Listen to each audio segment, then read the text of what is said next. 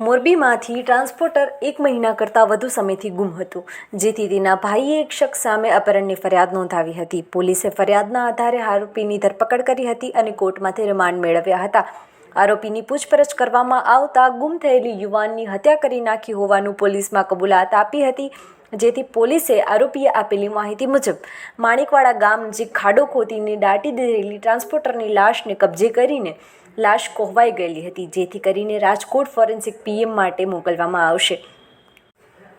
આરોપીની ઓફિસે યુવાન તેના રૂપિયા લેવા માટે ગયો હતો, ત્યારે તેની આરોપીના કહેવા મુજબ ગળાટૂંપો આપીને હત્યા કરી નાખી હતી અને ત્યારબાદ કોથળામાં લાશ મૂકીને તેને પોતાની ગાડીમાં જ લાશને મોરબી તાલુકાના માણેકવાડા ગામે લઈ જઈને જમીનમાં ખાડો ખોદીને દાટી દીધી હતી. જોકે આરોપીએ સ્થળે લાશ દાટી દીધી હોવાનું પોલીસમાં કબૂલાત કરી હતી. ત્યારે આ મામલે પોલીસે વધુ તપાસ હાથ ધરી છે.